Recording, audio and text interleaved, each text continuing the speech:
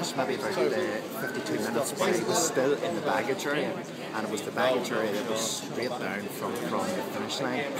So when the first one went off, I just happened to be standing chatting to one of the officials, and I was very startled, right, because being from the north of Ireland, I knew what was going on.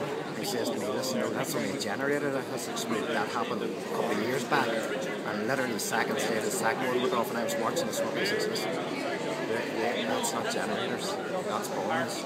And then initially it was quite calm, a bit surreal, and then as people started to come forward, there was absolute panic and bedlam then at that stage. And obviously at a sporting event, you don't expect it ever, but certainly at something like this.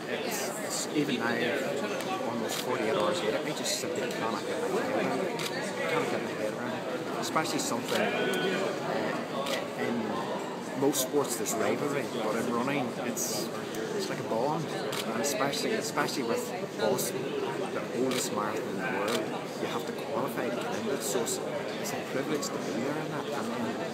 And Bostonians themselves absolutely are obsessed with their marathon. They embrace it to a man, woman and child, and they're out on the streets the whole way along, and they're so proud of their marathon, and it is just beyond comprehension how a human being can do that to another human being. It's just mind-numbing. We had finished about for nearly an hour, and we had sort of hung around for a while, and then we walked over the other side of Boston Common, and we heard we thought it was thunder. So that was our first experience, and the second explosion went, and I thought it was an echo. Shortly afterwards, we started to get texts to tell us that there'd been an explosion. So our first thoughts were with our friends who were also running the thing behind us. So busily trying to find out if it was finished. And then lots of texts and calls from people just trying to make sure that we were okay. So it was probably a bit of a crazy hour, and then you're watching on TV and actually seeing the gravity of what had happened. So it was a strange 60 minutes. But then we started to get word through that our friends were okay, and they stopped or they finished, and they're all safe. So we were about a mile away, we heard a bang, and Alan said, is that thunder? And I was like, gosh, it must be. And then we heard the second bang, and we're like, thunder, and just kept going our way. And it was only when we got back to our hotel, we got a text from a girl who we were with who was in the third wave, so another bit behind us, and she had a spectator with her, and she just said that there had been an explosion, things were crazy, so we were quite worried about them, and then all the phones went down and stuff, so it was a while before we heard, but we just went back into our hotel room and realised how bad it was. Thank God we were out of it.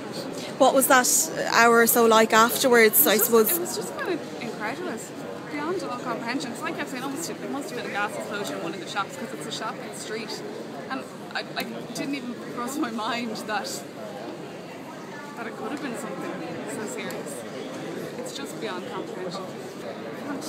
And the other thing is we're getting calls and stuff from home, kind of hysteria at home, and I've got a sister in Australia, and she was hysterical 7 or 8 hours later, but we knew we were safe at that stage. We were back at our hotel, we could see the security, and we knew we were safe, so we kind of went out for a bite to eat and stuff like that. And I think it's only now that when we get home and realise. I mean, obviously a lot of family and friends at home were worried about your parents and everything like that. We got on from straight away, thank God for social media. Are you relieved to be home now? Yeah, like it was just such an anticlimax, it was such an awful way to end such a fantastic experience.